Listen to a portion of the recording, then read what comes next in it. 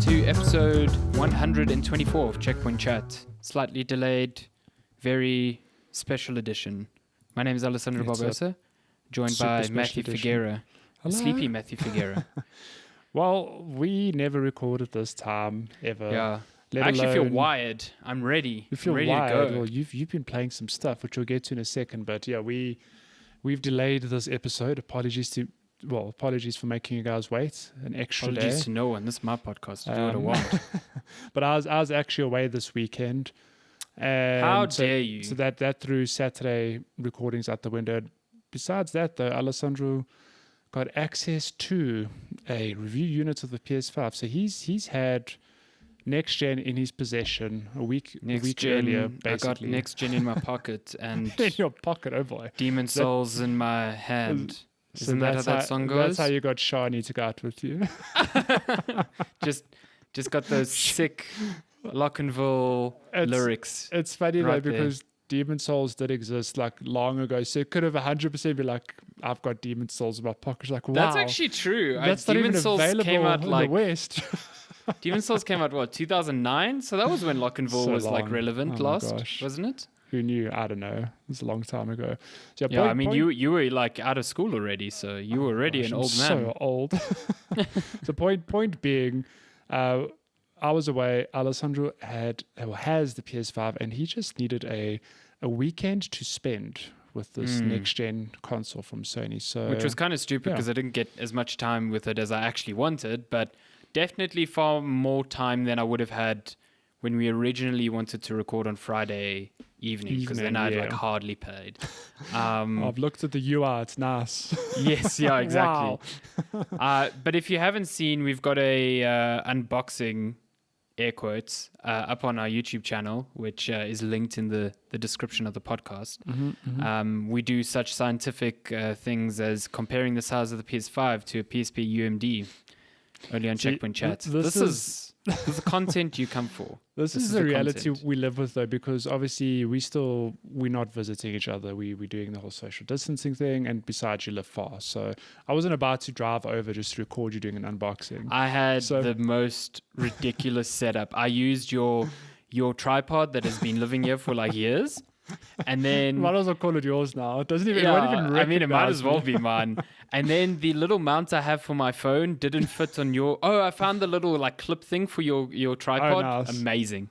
Wow. But then my phone clip didn't fit on that.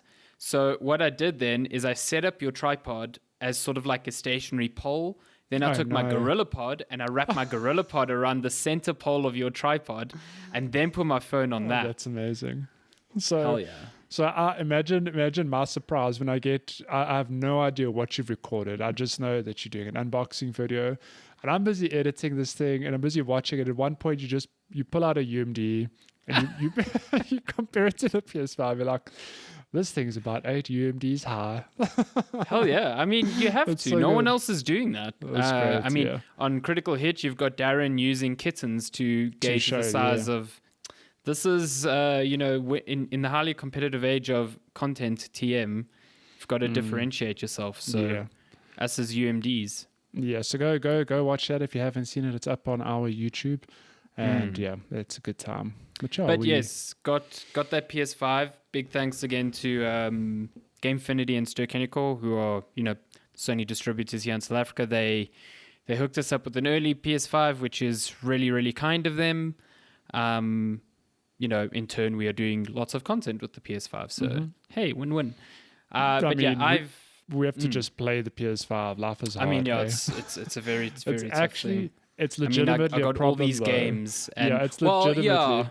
It is a problem. Like, I was like, okay, cool. Yeah, I've got the PS5. And for the first day when I got it, I didn't have any games. We didn't receive any codes. So I just had Astro's Playroom, which is probably one of the best things I've played on the PS5. It's legitimately amazing. Wow. But then like in the space of like an hour on, was it Thursday? Yeah, Thursday. Yeah, it was just like all the codes. It was like Spider-Man, Demon Souls, Sackboy. And then on Friday, Call of Duty came in. And then I spent the whole weekend trying to get Watch Dogs and Valhalla to work. But yeah, there's just a lot happening. So yeah, let me get into the good first, because like I mean, if you've been on Twitter all this weekend, you'll know that both these consoles have some issues. But the good thing is that I really like the PS5, and I think what makes me look past a lot of its issues are just how many great games it has, like out of the gate. Already, yeah. And it's kind of what I feel like the Series X is lacking at the moment. So yeah, Astro's Playroom is the like pack-in game. It comes pre-installed on it, and you would be stupid to not play through it. It is not the sort of pack-in that is like, oh, this is kind of a tutorial to the new controller, and in essence it is, but man, is it not just like a really cool platformer with some really, probably the best use of the DualSense right now. So it's basically segmented up into like four or five little areas, which each celebrates a generation of PlayStation history. So, PS1, 2, 3, and 4. And throughout those levels, it's like very basic platforming challenges. And you pick up like items that are like, like almost like 3D objects in game of accessories and devices respective to that generation of consoles. But you're at the same time, each area is themed according to one of the PlayStation 5's like key features. Like one of them is called SSD Speedway. One of them is, I think, GPU Jungle, which has a ridiculously catchy song about GPUs playing in the background. Like lyrics that actually make sense. And I'm just like bobbing my head to it because it's like really cool. So it melds all these things in, but probably the best part of it is just how it showcases the DualSense. So the DualSense is the new controller, and it's got really, really accurate haptic feedback, so vibrations and rumble, and then it's got the tactile triggers. And man, it is friggin' cool. So I'm trying not to give away a lot about Astro's Playroom because I think part of the joy is experiencing these things for yourself. And in essence, like in reality, what I explain, like it will sound cool, but until you get your hands on it and feel it, like you won't really understand what I mean. But for instance, early on in Astro's Playroom, each of these areas has like a gameplay gimmick, like like a sort of like mechanic to them. And in the first area, your little Astrobot gets into like a suit, which is like it's like a suit with a single spring on the bottom as your feet. And you use motion controls to like kind of guide yourself left or right, and you pull down on the resistive triggers to like load your spring and let go to like and bounce fling up. yourself up. Yeah. But so already there, just like pulling down on the trigger, like it's not resistive, like, oh my God, I'm not going to get this trigger down.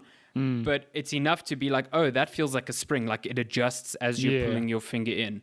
And then probably the coolest part is the way that the controller uses the speaker on the controller. Already the DualSense is using the speaker on the controller like more infinitely better than the PS4 did.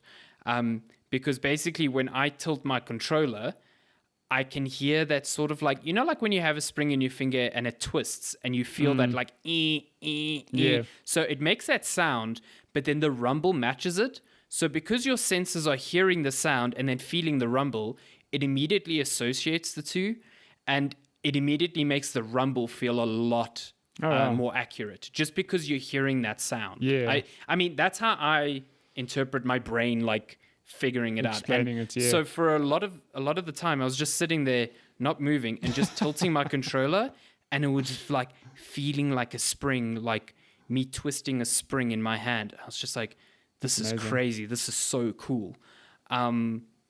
And that's just like one of the cool mechanics in there. There's so many others. There's like a part where you get a bow, so you can feel that, like example that Sony is always talking about, like you feel the bowstring drawing.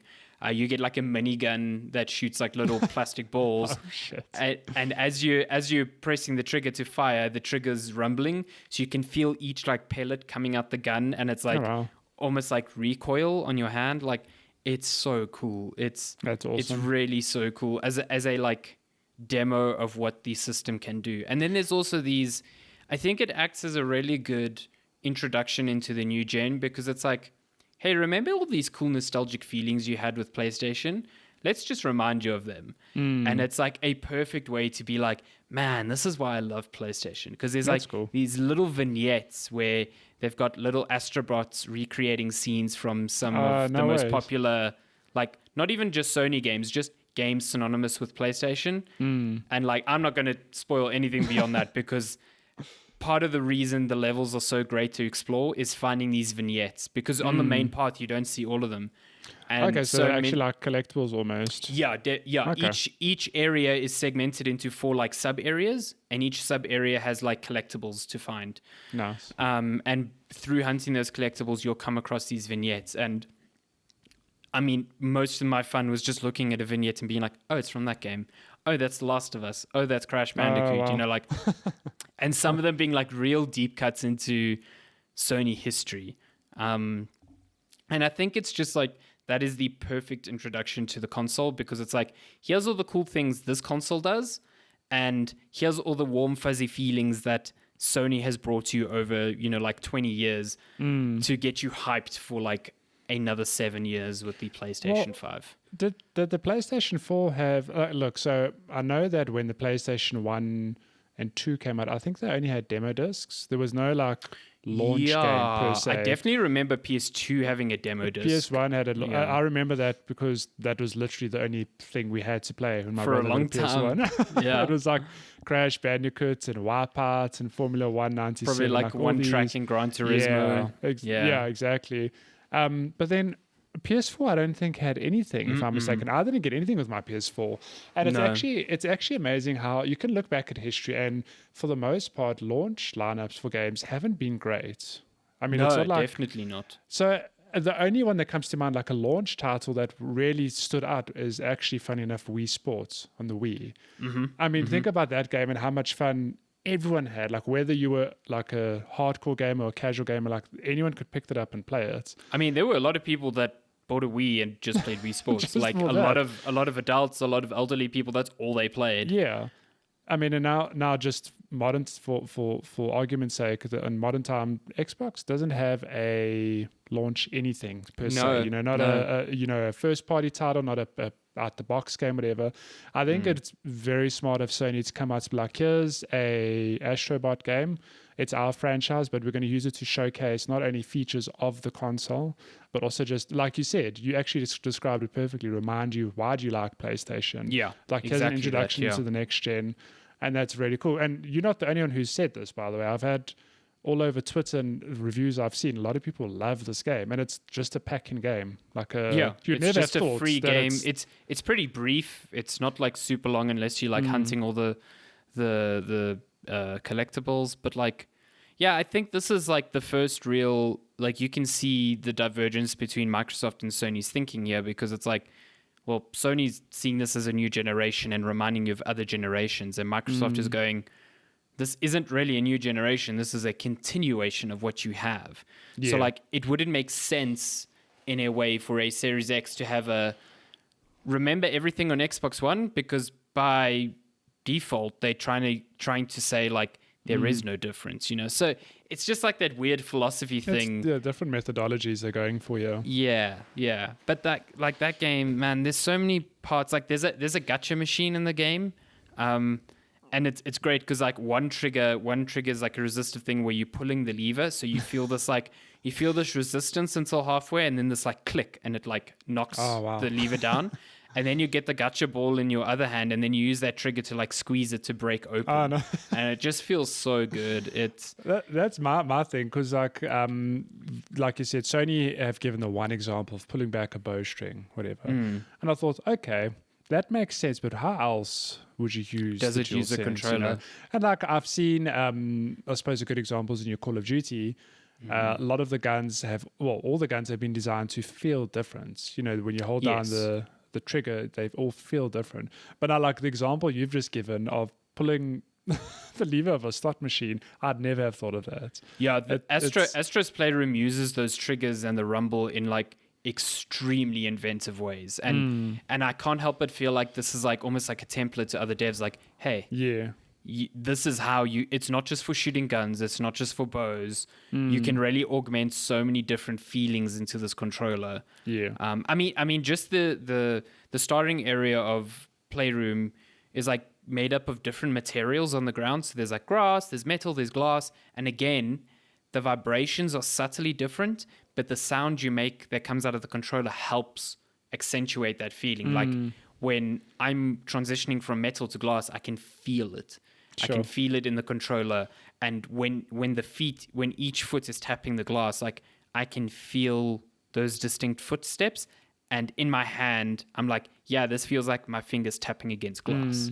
Like that's amazing. It's fucking mind-blowing. Like there's no other way to describe it. It is everything I thought Nintendo's HD Rumble would be. Like, which didn't end up panning out. No, well, I mean, I know HD Rumble's there, but it doesn't feel like it's really been used. Like, the only example that comes to mind is Breath of the Wild, and besides the 1-2 switch, whatever. But even Breath of the Wild was like. Even then, like 1-2 switch was also like this. 1-2 switch should have been the pack-in. It should have been a pack-in game. But like it was like, hey, you could tell individual marbles in the controller and whatever, and like that sort of like sensitivity was never used anywhere else. Not that I felt in at least Nintendo's first-party games. Like in Animal Crossing, the vibration's so obnoxious that it's actually annoying. Like it's far too violent. Super loud, yeah. So anyway, like you mentioned Call of Duty Black Ops Cold War. Sure. Which I've played a little bit of, just the campaign. And there I'm a bit like more lukewarm on the use of the DualSense. So like you said, the vibration of the controller has been tuned differently for each gun. And the vibration in general feels really, really good. There's an early level where you're in Vietnam, what? And you're in a helicopter and the vibration mimics and makes you feel each like spinning blade of the helicopter. Sure. You know, that like you can feel that in your hand when you're in there, which is really nice. But Call of Duty does this thing where so your left trigger is your aim down sights and your right trigger is your trigger of your gun. So on the right trigger, there's like no resistance until halfway, and then it stops. And then you have to like put a lot of force to get it to like click into the trigger. So it almost feels like a gun trigger. You're actually pulling down the trigger. Yeah. So that feels kind of cool. And then there's like vibration on the trigger as well when you're shooting. But the left trigger for the aim down sights is, for some reason, I don't understand, also resistive. So every time you're aiming down the sights, you're like having to pull down this resistive trigger, which A, feels like it's a lot slower, and B, given the amount of times you pressing and letting go of aim down sights, it gets very tiring very quickly. Well, and like there's no way for me to keep the trigger motion on and not the aim down sights. It's all or nothing. Yeah. Well, this explains why your four fingers both have six packs on them now. Yep. They're busy working. I don't envision anyone in their right mind playing multiplayer to keep this stuff on. I think Darren tweeted the same thing, where it's like an immediate disadvantage. As more immersive 100%. As it is for like campaign cool, you're not going to do that in multiplayer purely because you've got that delay. Which in Call of Duty is like, that's you dead. No, that split second delay is brutal. And I mean for heavier weapons, so like light machine guns and especially snipers, the resistance is increased. So like when I was aiming down the sights on a sniper, it was actually like quite difficult to pull down this trigger. And I'm like, no one's using this. No, like to me, there should be options within the menu to adjust, sort of like your aiming sensitivity. It should be like aim down sight sensitivity on the trigger, because to me it just feels like I want to turn that off, but I really like the pulling of the trigger, so I'm having to decide between one or the other for the sake of immersion, which is kind of like I like the idea they went for. I just don't like the execution so much, and that's the thing I want to like watch out for when playing more of these games on PS5 is like, how does the DualSense get used? Like in Spider-Man, the tension on the trigger like increases the like closer you get to the end of a swing, which is quite cool because it's giving you tactile feedback on, you know, each motion of swinging. But if it was a resistance on just to engage the swing, that would be a problem in my view. So yeah, like I'm curious to see how it's used, but it being in Call of Duty, it's still like Call of Duty is almost a pseudo launch game, but it's promising that it's in there so like robustly. It's not just like, oh, we made the triggers rumble. They really went through the effort of integrating it. I mean, I think the criticism you have as well. Look, only time will tell to what extent third-party studios actually use the DualSense, whatever. But I mean, I have to imagine that the Call of Duty or the not Call of Duty, the development team will see this sort of feedback and hopefully offer more options to, like, for example, disable the left trigger, or like just keep iterating and getting it better and better. Because I think from what I've heard, the DualSense, even from what you've just explained, there are opportunities here to really make you feel like you're more immersed in the titles. 100%, yeah. So, I mean, look, we're off to a decent start, I'd say, with even the handful of games that we've got to experience. I just hope that, Sony doesn't just sweep us under the rug. All developers are like, oh, it's not worth the effort, Yeah, like in the case of Activision, I hope they don't take the wrong idea. I hope they don't, look at their stats, which they have, on the back end or whatever, and be like, oh, 90% of players just turn this shit off. Turn it off, yeah. And it's like, I hope they don't look at that and go, well, we're not implementing it anymore. I hope they go, well, why did they turn it off? You know what I mean? Why, let's drill down, let's see. Oh, a lot of them kept it on in the campaign. Many of them turned it off in multiplayer. Okay, that maybe makes sense. How do we adjust that? Yeah, but without having granular settings in there, they can't really tell if people turned it off because they didn't like it or because it was tiring or whatever. They just know it's off.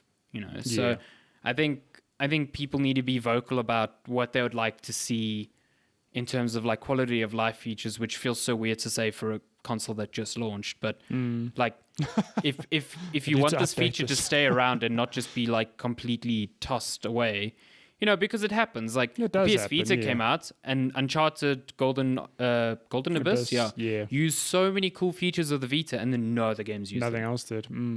So like, just because it's being used well at launch doesn't mean a year from now it will be used at all. But right now, the uses of it are promising, and I think the controller is great. I haven't done a full like battery test on it, but I played an hour of COD with all the vibration settings, whatever, turned on, and it lost 1/3 of its charge. Okay, that's probably already better. I mean, I'm like, okay, so you're on par to getting to the 4 hours that I was getting with the DualSense, 4 or 5 hours. But with all of these things turned up, I assume if it's not using all of these features, it's a bit longer. Last longer. But I guess just be aware that if you're like, I don't think this controller can get through a Call of Duty campaign in one sitting. No, which is a bit. It's funny because the way I have my setup is that I literally my PlayStation's at my PC station, so I can just plug in and carry on playing.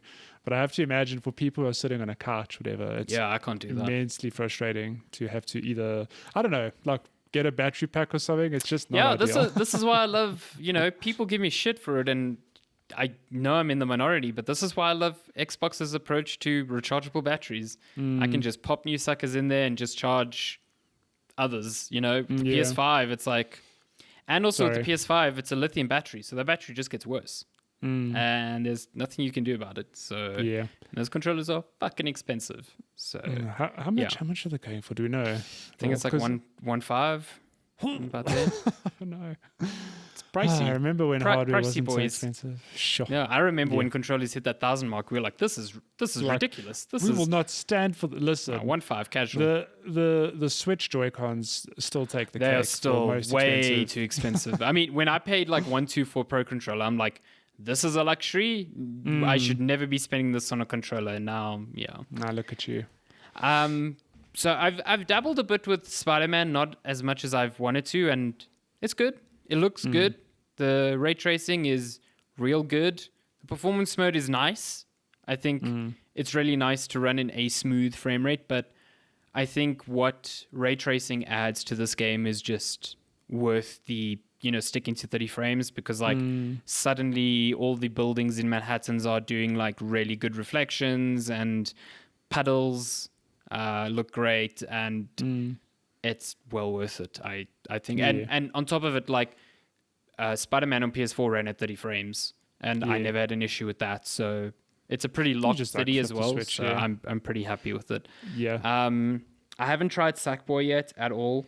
I've played a bit of Call of Duty, like I said, but the game I've spent probably the most time with is Demon Souls. And boy, man, that game just loads straight into performance mode, hey? It has a fidelity mode. It has it's like, you can play this game at 4K 30, but it loads straight into its performance, which is 1440p and 60 frames per second. And I would be shocked if you loaded up fidelity mode and thought this was the better way to play. There's fucking no way I will ever go back to that, because that 60 frames is so good. Yeah, and also not only that, in a game like this, I think having the extra frames is almost a necessity. You know, you want to have those smooth animations and, you know, to help your reactions for whatever's coming. Oh, it's made my parrying so it almost feels like I'm cheating. I mean, compared to Bloodborne, it really does feel like I'm cheating. Well, on that, just quickly, if those PS4 games that run on the PS5, will Bloodborne, for example, run at 60 FPS, or will it just be capped? No. Damn it. So any games that have uncapped frame rates that you're doing, you know, backwards compatibility stuff with, they will by nature push to 60 because, well, now they have the extra oomph to be more stable at 60. But games that had hard caps, I mean, unless they get a patch to unlock that, they still chill at 30. No. So Bloodborne's still at 30. Imagine Bloodborne at 60 though. Oh man, dude, so nice. The other thing is, like, backwards compatibility mode makes no enhancements to resolution. So Microsoft has been releasing Xbox Series X optimized, you know, air quotes, patches for a lot of their exclusives. So for like Gears of War, it ups the resolution a bit, improves, you know, picture quality and settings and stuff. So there's actual work done to the game. The same has been done for like Forza Horizon 4 and stuff like that. With PlayStation, they've said, well, this is backwards compatibility. So if a game had a performance mode like Horizon Zero Dawn, like that will stick to 60 frames per second, but it's still running at 1080p. Like there's been no work done to maybe eke out a little bit more resolution, because I'm sure there's a lot of performance left on the table, you know, to make it look good. It's just, and you know, in a way, it's like a good and a bad thing. I watched a Digital Foundry video where they were talking about how a lot of games in backwards compatibility modes were running better on the PlayStation because the PlayStation wasn't trying to render them at higher resolutions. So they were actually running at a more stable 60. Whereas Microsoft's approach of trying to upscale to push up the resolution has led to a bit of more like uneven performance, which is this weird like toss up of, well, which do you want? You know what I mean? I think, sorry, just on that, the best case is for developers themselves to actually patch stuff in. I mean, I know it's the extra work, but it depends, I suppose, on the size of the studio and what sort of work they want to give back to the fans. Like, I don't know. I would have hoped that Sony would kind of do that for their exclusives. Like Ghost of Tsushima, there was a whole big thing made of, oh yes, this game now runs at 60 frames per second. And yeah, it does, but it's at 1080p. So, like, game's still gorgeous, don't get me wrong. And I think I do want to play it on performance mode still. Even though it will mean, like, upraising it on my 4K TV. But, like, you know, I'm pretty sure that if Sucker Punch went and looked at that, they could find a better balance between 60 and resolution, and just, like, you know, find that perfect balance for the PS5 and not just. I'm almost certain that the PS5 is doing far more work than it needs to get it at 60. So, yeah, it's, you know, that's how it is. The upshot is that backwards compatibility works, and it works well, extremely well. Yeah. So if you're fine with low resolutions, if you have a 1080p screen, you are just winning across the board, like 100%. I mean, I'm playing on a 1080. Yeah, I'm on a high. You're basically just going to get all these amazing frame rates for no resolution loss on your side. So, well, that brings up my next question quickly. I have a high refresh rate 27-inch monitor, 1080p, and I know there's all this talk of like, but do you have HDMI 2.1 or whatever it is? Yes. Now, So if my monitor doesn't have that, I'm not going to have stuff. no. Okay. So you will. Okay. Well, let me preface this with saying that there has been some wonkiness with both consoles with regards to monitors. Oh boy. I know Darren had a 144 hertz monitor that he could not get the Series X or the PS5 to output 120 hertz to, like, at all. I just engaged Siri somehow. Looked your picture down. I was like, no. Yeah. So he couldn't get 120 hertz at all on either monitor. He could only get a max of 60, which made no sense. But some monitors work just fine. The HDMI 2.1 limitation comes with 4K.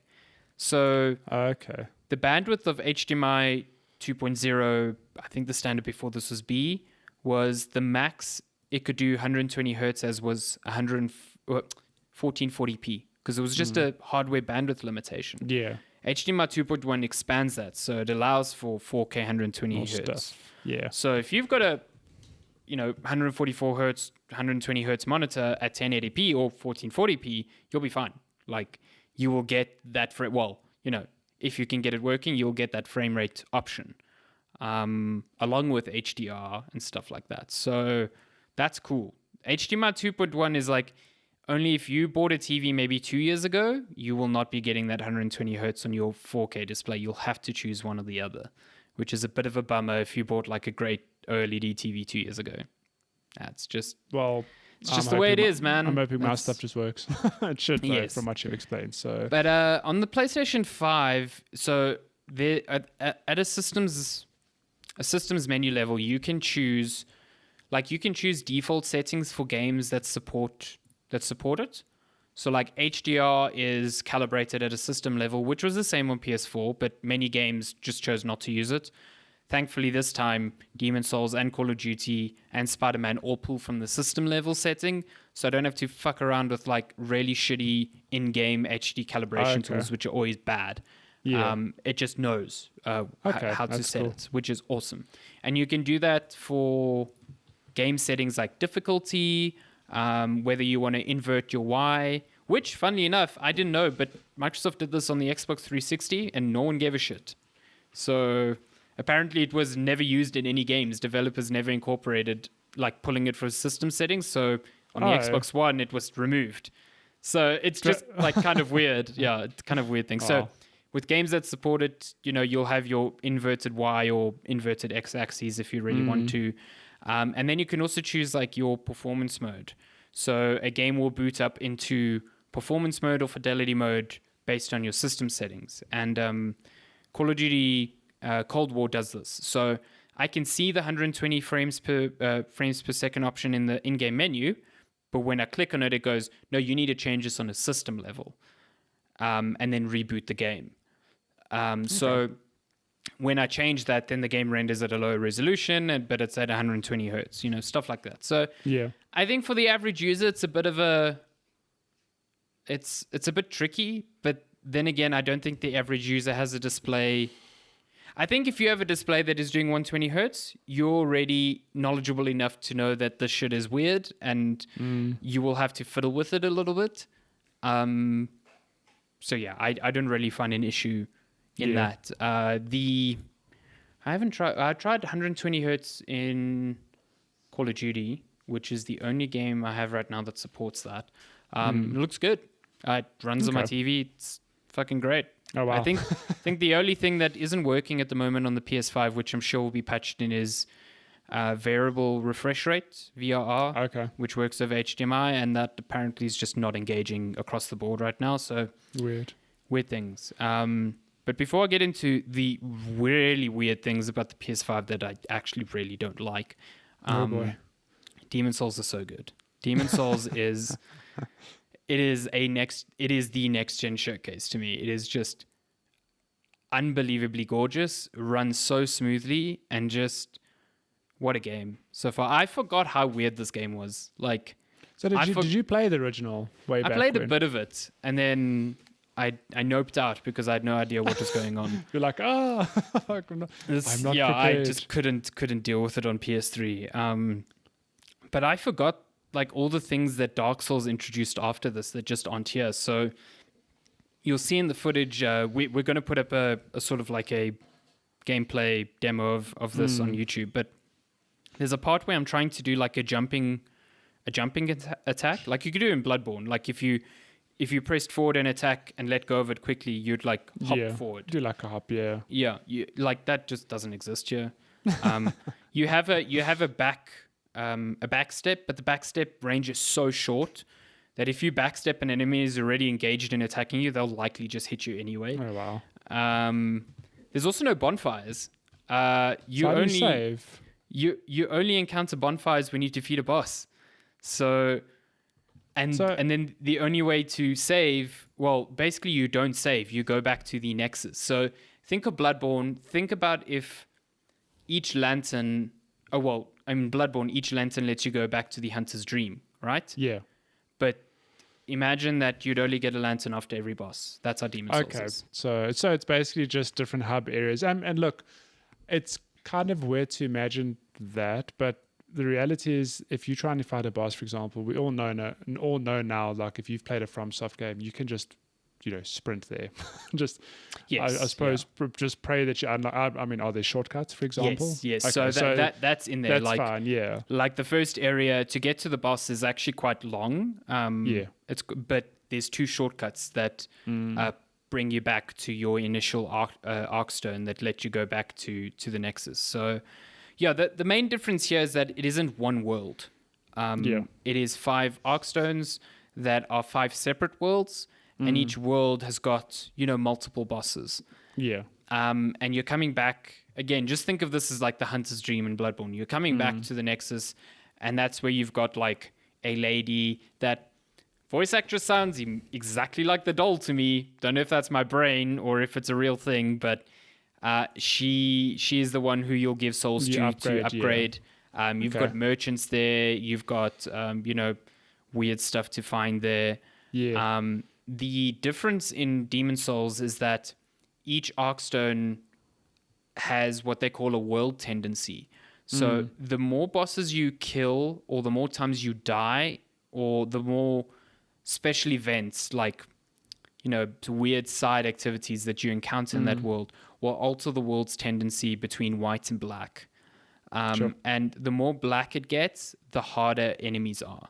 So they'll take more hits, they'll deal more damage, and you've also got tendency attributed to the player. So your player tendency can be white or black, and the same principle applies there.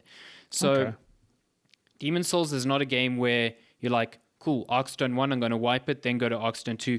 You constantly have to bounce between them because changing the tendency in one Arkstone neutralizes it somewhere else. So you've got to balance it. And sometimes like you'll defeat a boss and you'll be like, sick, nailed it. You'll go into the next area and the mobs will just annihilate you. And it's like, oh, okay, I've got to go somewhere else. Yeah. Okay. It's kind of like Bloodborne where like you're like, oh, I could go left or right. And you go left and you're like, no, there's no way I should be here right now. And I just, you run away and you go back. So it's kind of like that, but because I guess of the limitations of the PS3 at the time, they split it into hub worlds. But man, it's so good. You are going to consume this game. How weird that this is a PS3 game. Like, just imagine that this game did exist 2 generations ago. Let's say Bluepoint did some work on this. It was actually weird. I was listening to Giant Bomb, and they were like, try to describe Demon Souls without saying Souls-like, because this was the first one. So imagine people then trying to like explain what this is. You know what I mean? It's great. It's wild. It's really an hour in, I was like, oh yeah, it's got its hooks. It's really got its hooks in me. And I know I started the game again just to grab some footage, and I changed from like a regular knight who combat feels good to like a royal who has what are those pointy swords? A rapier? Rapier, I think. Oh yeah. Like for fencing. Yeah. Yes, rapier. like a rapier, and then I've got a wand to do magic. and I'm just Ooh, fucking Harry melting Potter. people with wands. It's so Well- the animation and the sound are just so satisfying on that wand. I'm just destroying fools. Well, I'd be interested to hear your thoughts if one day you decide to go play Dark Souls 3, because that is, their latest game prior to Elden Ring, I guess. Elden Ring never coming but out. it's interesting what you explain. So, like, you have the Hunter's Dream, which is like the hub technically in Bloodborne. Like, Dark Souls 3 has the same sort of hub. I just can't remember off the top of my head what it's called, but it's the same sort of thing of they've got the same DNA where there's a lady there, you go and you upgrade your stuff, there's merchants there, etc., etc. What's interesting in Dark Souls 3 is that I don't think it's quite on the same level as Demon Souls. We've got 5 worlds to balance, but there are parts in the game where you have to get, I think it's 5. But there's basically 5 big bosses you have to beat, and at some points in the game you get to choose like which one you're going to go for next. So it's interesting how, like, Demon Souls was their first game. Almost so like Metroidvania-ish in a way. Yeah, so there's already, like, you can see there's the origin there coming through. Yeah. They're So like, that's hey, cool. there's 5 bosses, but we can put them in one stitched together world this time. Yeah, that's Yeah. cool. I do Okay. know that there's an area atop the Nexus, the hub world, where they've done a really cool thing of like putting player leaderboards. So like you go to like little stones and you can see the player with the fastest clear time, or the player with the most souls in a completion, or this and that. And I saw that the player with the fastest clear time was something like 2.5 hours, and they only killed 2 bosses. What? So there's a way. There's ways to get around this game. But you do know this game's just come out. I mean, and to be honest, like, although Demon Souls is available to, it's not just press who have it, right? Or is it? The PS5's came out now, yeah. I mean, it's early days. People are going to break the game and figure out how to speedrun it even faster and faster. I mean, I'm I'd be to see that. curious to know what strats carry over from the original Demon Souls. I mean, how much has changed in that regard? Yeah. But I suppose before we move on, I do have one question on the PS4. I actually have 2. Is it loud? Oh no, First not at question. all. Not Is it at all. whisper? I can hear I've got an external hard drive connected to it. I can hear that more than the console. Definitely, like, people keep asking me how loud it is, and the best thing I can say is I haven't noticed it, which is that's great. far more than I could say about the PS4 Pro. PS4s, I think by the end of the life cycle, many people's PS4s wanted to be That I tell you, I didn't have a bigger smile on my face than putting that fucking thing into the cupboard and being like, I will never hear your shit ass fan again. Like, I love you. You were a great console. But the man, PS4 that fan looks was at you so bad. crying like, but you loved me. I gave you Bloodborne and God of War and all these things. God. But then my next question is load times. That is a marquee feature, I guess, of the PS5. So this will start tying into the weird things I found with the PS5. So, Matt, Demon Souls, again, the load times there are just like magic. They really are just something else. So when you die, you're basically ready to go again. I mean, Bluepoint's done a really good thing where they've, I think, artificially lengthened the time. You know, the you died screen takes a long time to like kind of resolve, to kind of give you that moment of clarity and be like, what did I do wrong? Yeah. Stuff like that. But when you are traveling between the Nexus and areas in Boletaria, it's like fades to white and there's like smoke, and it's like, I swear to God, you'll see in the gameplay video, it's like 2 or 3 seconds and you're like in the level. It's insane. It's magic. And then like Astro's Playroom is like, you hit start on a level and it doesn't even go to a load screen. Your character just like warps forward in like this, like, you know, like a pseudo load screen, and it's like 1 second maybe, and you're in the level. And then if I'm like selecting a portion of a level from the main menu, it's like 1 or 2 seconds. And then That's cool. It's really, I think with the exclusives, it's more evident. It's really, really good. The thing that I'm finding a bit weird is that Sony made a big deal, and I think this is a bug. They made a big deal about how, when you load up the game the first time, you'll see all those splash screens and, you know, like Sony PlayStation Studios, Bluepoint Games, or, you know, whatever. And then when you load it up in subsequent times, it will just take you straight to the main menu. That shit's super not happening. I'm seeing splash screens every single time that are unskippable. That's annoying. happened for Demon Souls. It's happened for Call of Duty. Spider-Man is like touch and go. Sometimes it shows them, sometimes it doesn't.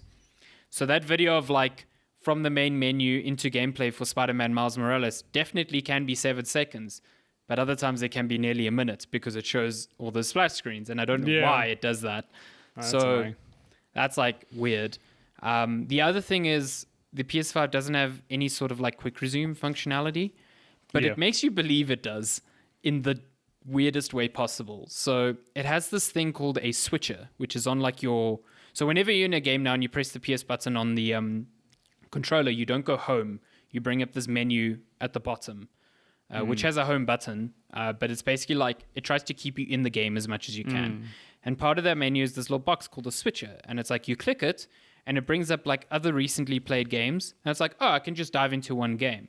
So it's like, I'm in Demon Souls. I want to play Call of Duty. Hit it. Loads up Call of Duty, whatever. It does not tell you, and I mean, you'll know after the first time it happens, but it does not tell you it's closing the other game. It's just cold crashing, Yeah, it's just straight up closing that thing, like, and it's not like, hey, when you switch, Dark Souls needs to close. It's just like, yeah, whatever. Oh my word. So it's almost like pretending that it has quick resume, but it's like, oh, okay, I loaded up Call of Duty. I want to go back to where I was in Demon Souls. Oh, you got to cold boot this fucking thing again. No it's ways, like, man. Guys, come on, like. But I mean, do you think that they could at any point like patch in a similar sort of feature to quick resume? I definitely think they could.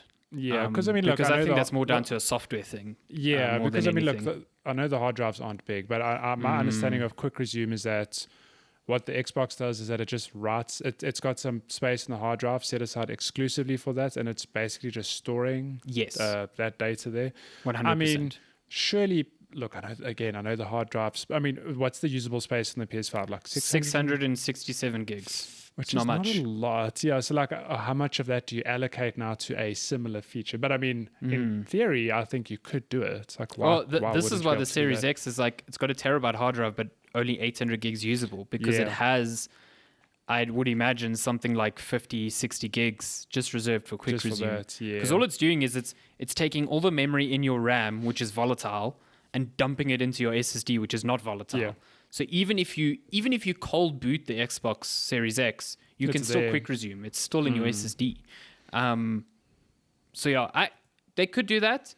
I think it's smart that they didn't, considering the limitations of the SSD and also the limitations of what you can do with PS5 games. Because right now, and I'm sure many people know this, you cannot copy PS5 games to an external storage device at all. Yeah. PS5 games can only be installed on the internal SSD and can only be deleted from the SSD. You cannot do what you can do on the Xbox and whip it onto a hard drive to sit there and copy over when you want to play it. And I find that probably the most egregious problem with this console, because it doesn't take much to fill up this thing. Call of Duty is like 160 gigs.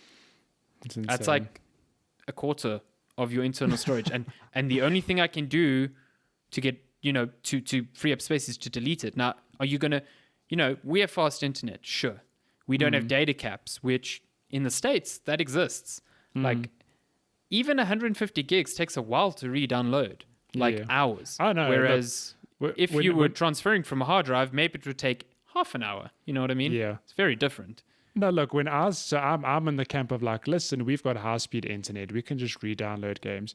But look, I'm talking about games that are like 30 to 50 gigs. Even that will take like an hour or two, whatever your internet speed is. 150 gigs is massive. Okay, that's not a thing of like, I feel like playing Call of Duty, I'm going to download it quick. That is oh shit, I'm either going to have to start it early evening and play late or like overnight it, which is... And then you need to decide like what parts of Call of Duty do you want to keep installed? Yeah. What am I playing? Because, man, this thing's taking up a chunk of space in my hard drive, and I can't be like, oh, I'll just put it into a hard drive, or I'll put the campaign into the hard drive, because I'm not really playing it right now. Around, yeah.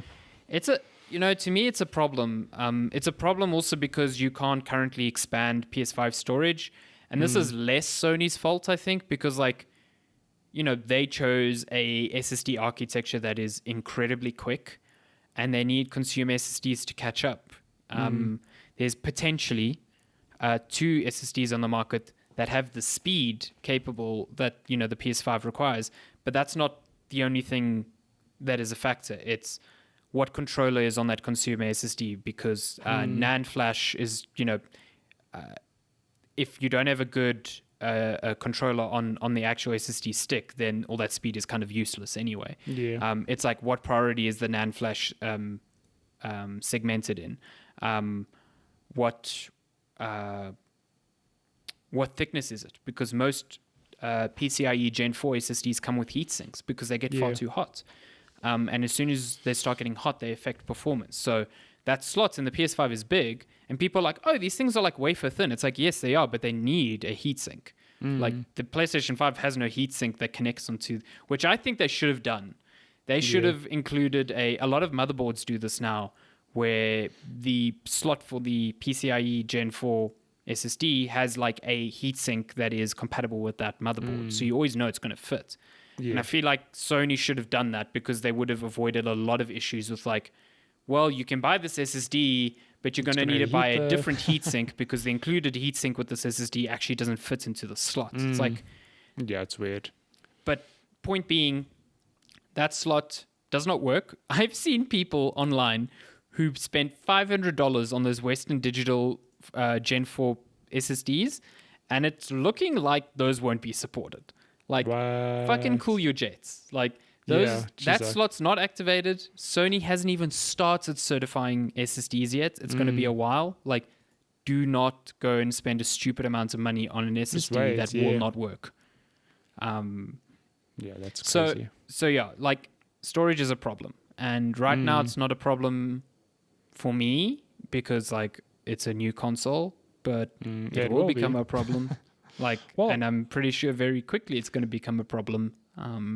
So I mean, again, like I've said many times, I'm in the camp of, you can just re-download stuff, but I'm not stupid in the sense that if you play games like, so maybe not today, these games aren't as big as they will be, but like, think about if I play Apex and I play Fortnite and I also have a single player game that I'm playing and I also have another indie game that I'm playing, like, those are sort of things that I'm not going to choose one to play at a time. Like, I'm playing all of them simultaneously, whether it be all in the same evening or over a period of a week, whatever it is. So I completely acknowledge it. Like, it's not enough hard drive space, but now it's not a problem. But it's definitely going to be. It will be. Already. Yeah. I know Sony did say they're looking into ways to be able to transfer PS5 games to a hard drive. So I don't know if it was just a thing of like, this just wasn't ready for launch, or I can't imagine it was an oversight. Like, I know do you remember? I didn't remember this, but the PS4 launched with no external storage support, like, at all. So I'm like, Sony, you've been through this before.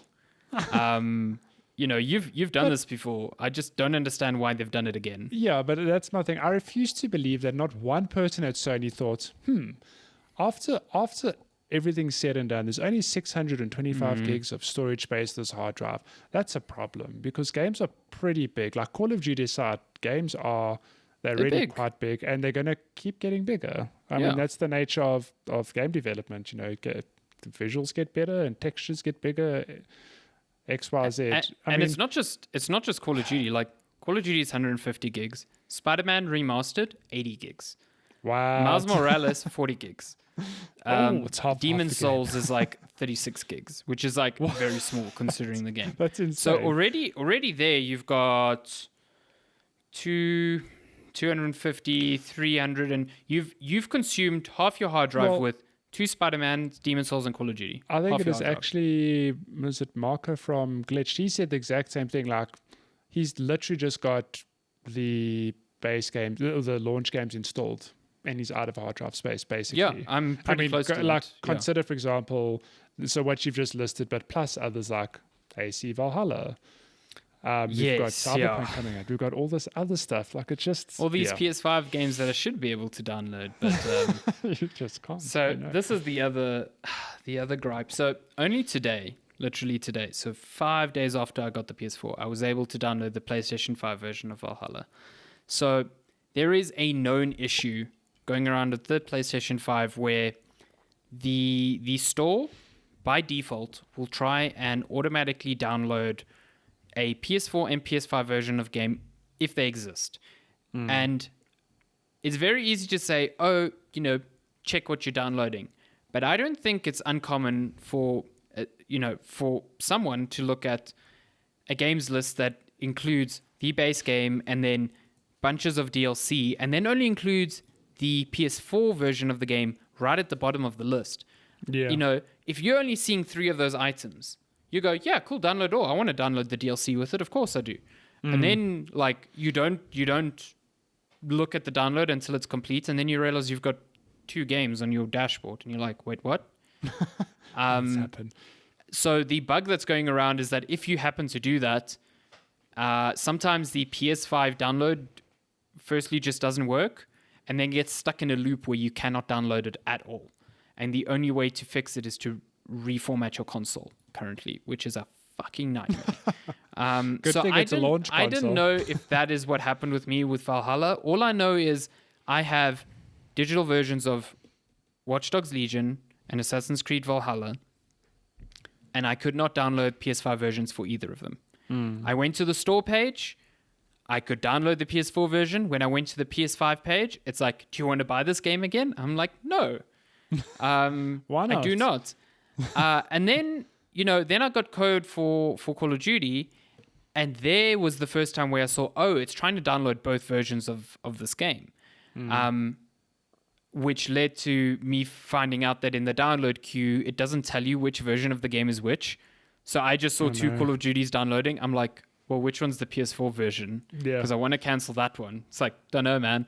So I had to cancel both, then go back into the PlayStation store and find the PlayStation 5 page for Call of Duty, which is the same page as the PS4 one. All that happens is it serves up the PS4 one first. Why? I don't know. I'm on a PS5 console. Why serve me? Anyway, so it serves that up first. It has the button that says download. Then it's got a button next to it that is 3 ellipses. You click that, comes up with a menu that is like view product, information, blah. And then it's like PS5 version. It goes Call of Duty Cold War, PS5. Call of Duty Cold War beta. I'm like, what? And then it's like all the other versions of the game that I can buy. And it's got beta there because I downloaded the beta on PS4. So it's like, do you want to re-download this beta? I'm like, no. No.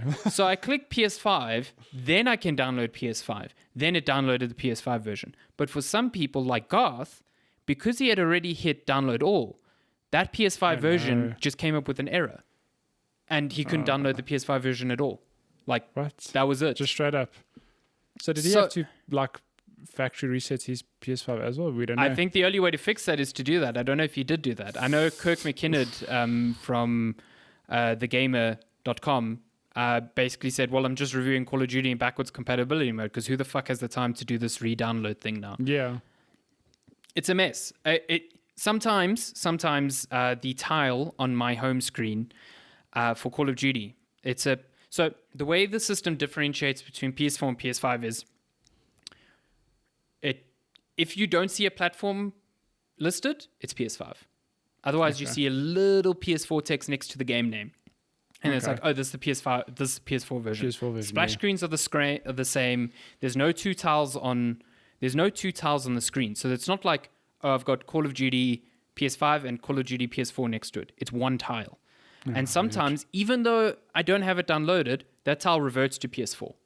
So I go to it and I click on it and it's like, do you want to download? I'm like, no, I've downloaded this already. No. Go back. I have to go back to the ellipses, change it to the PS5 version, relaunch the game. Like, it's just, if you were a normal consumer, this is a nightmare. This is like I would not know. I spent 2 days Googling how to get Valhalla to work because I didn't know. I couldn't tell if it was a PSN regional thing, which looks like it was the case because today Valhalla could just upgrade to PS5. It just works, yeah. I still can't upgrade Legion. Don't know why. But the fact that I couldn't tell whether it was a regional issue or I was just being stupid is, like, to me, a huge knock against the UI because I can make mistakes like anyone with new user interface, but I don't think I'm that dense where I couldn't figure out if I wasn't looking at the right version. Yeah, for sure. The UI just makes no sense to me. I think it's a bad UI it's a bad UI when it comes to cross-gen games.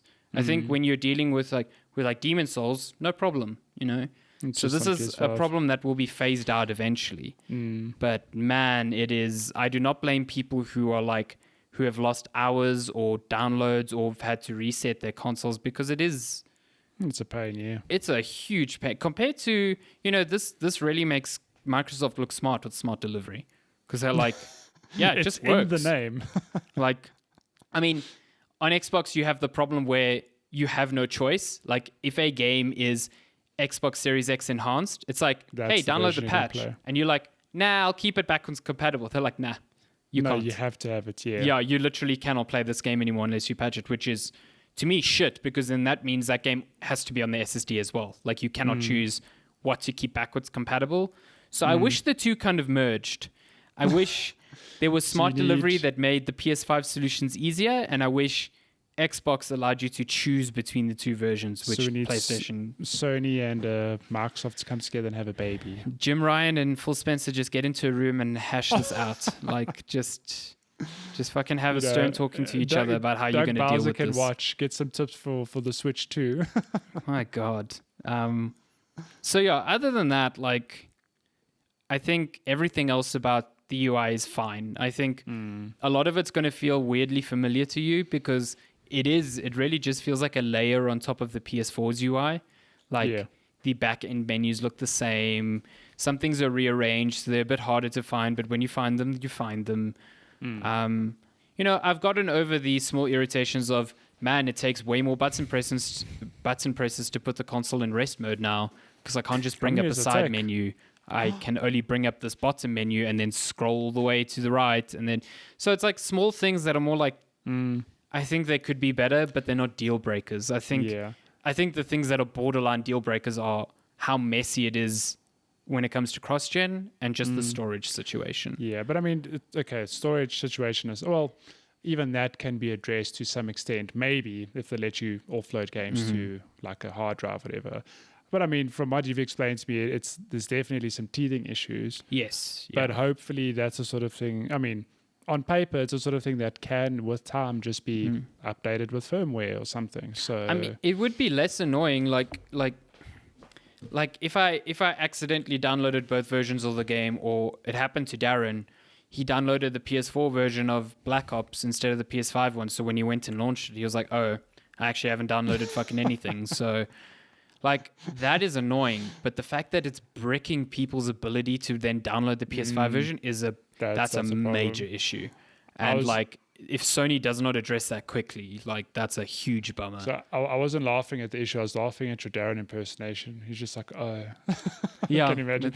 I mean, pure I can reaction, imagine, like, oh. I can imagine Darren, like, Darren's a smart person.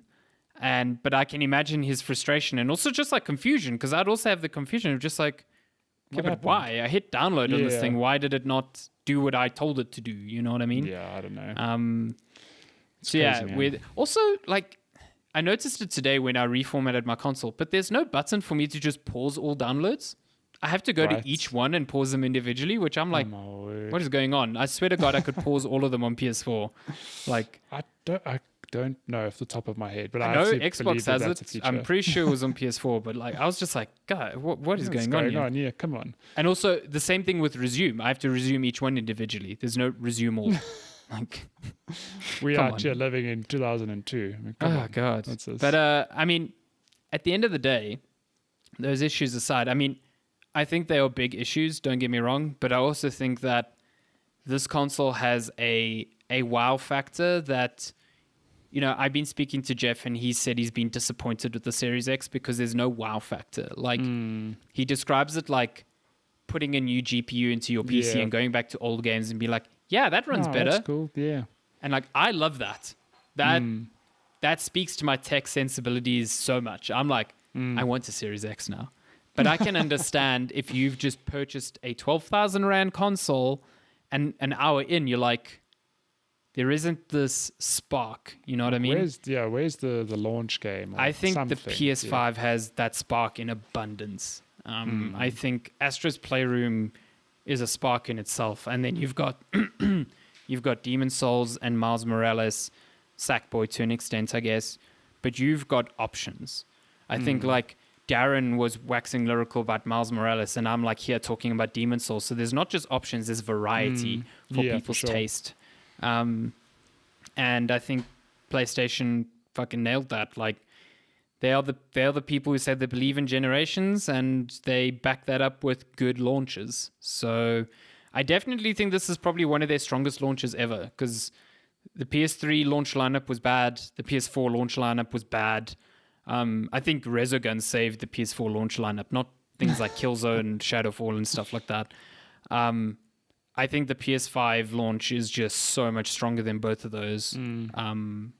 So it's great. If you have the money to spend on these games, obviously, because they are not cheap. No. I'm talking about, from a point of privilege where I got all of them. These are 1,500 Rand games a pop. They are not cheap. So, make your decisions carefully. But at the end of the day, I think if you pick up a Demon Souls or a Miles Morales and you've got that combined with Astro's Playroom, you've got a lot of entertainment to keep you going until the end of the year, It's a great little console. I still think it looks ugly. Little about it. Let's be honest. It's not little. It's a monolith. I don't think it looks nice. I hate that the black in the middle is glossy. Why? Why? It's glossy and there wasn't even a nice little plastic to peel off of it. I know. The fuck are you doing? It's like the best part. If you're going to make something glossy, at least let me peel something off. I have the peel factor, man. Come on. But, I don't care that it's big because it's quiet. So we'll take that any day of the week. That's the joke I've been making for months now, where it's like I don't actually care. I don't need the ray tracing, the fast load times, 4K, all of that. I just need a quiet console. So yes, please. You're definitely getting that. So I like it a lot, and I want to play it. I want to play it right now. I want to go back and play more Demon Souls. We've got another video to do. You have to be patient. I think it's great. It's a good console, and I can't wait to just mess around with it till the end of the year, because there's no way I'm getting a Series X this year. There's really no point to it, I don't think. And I love that console. I love Xbox. I love what they're doing. I love Game Pass. Me having a PC now, I see no real reason to get an Xbox. I'm in that exact same camp. They're fine with that, because we both subscribe to Game Pass. Game Pass, man. Phil Spencer is sitting in his chair. He's like, it's all He's good, smoking dudes. a cigar going, yes. Yes, we've got you. Yes. So I cannot wait to get my PlayStation later this Thursday. I'm very, very excited. Oh, I haven't tried a few things. I haven't tried headphones for the Tempest audio stuff yet. I've heard that's fine, but I don't usually play with headphones, so I haven't given that a go. Headphones are life, man. Come on. Yeah, they're fun. I've heard that the new Pulse headset is fine. I think that those headphones, so I'm fortunate to have the PS3 Pulse headphones, which I use on my PS4. I still stand by that was one of the best Pulse headsets, and they've just progressively not gotten worse. They've just haven't improved really. Oh, they haven't hit that same bar. No, I could be wrong, but that's just the cool thing about the new Pulse headset is that it works on every console except the Xbox. Works on Switch, works on PC, works on. So if you're buying it, you're not just getting one for your PlayStation, which is pretty cool, I think. But I mean, we've both got. At least I've got the wireless Arctis, so I don't need new wireless headphones. So I'm kind of glad that Sony didn't make their new fancy tech exclusive to their headphones, because that would have been dumb. But I just got to try it out. I haven't given it a go yet. But that's the PS5. The PS5 in an hour. Just an hour plus. Can you believe it? Just on that, because we've spent far too much time on the PS5, we are not going to, and also this episode's late, so we're not going to do games out this week. Guys, it's 9:00 on a Monday evening. I'm tired. Yeah, and listener questions, we'll get to them in this coming weekend, so don't worry. Yeah, we haven't forgotten about I'm you. curious. Send PS5 questions. If you're getting one, if you're not getting one, if you have, questions about certain features that I didn't try out. I'm going to be spending a lot more time with it this week. Matthew's going to get his hands on his own one this week, so we'll have, I think, a lot more to talk about next week. And then on top of it, just other games, because I know Matthew played Transistor.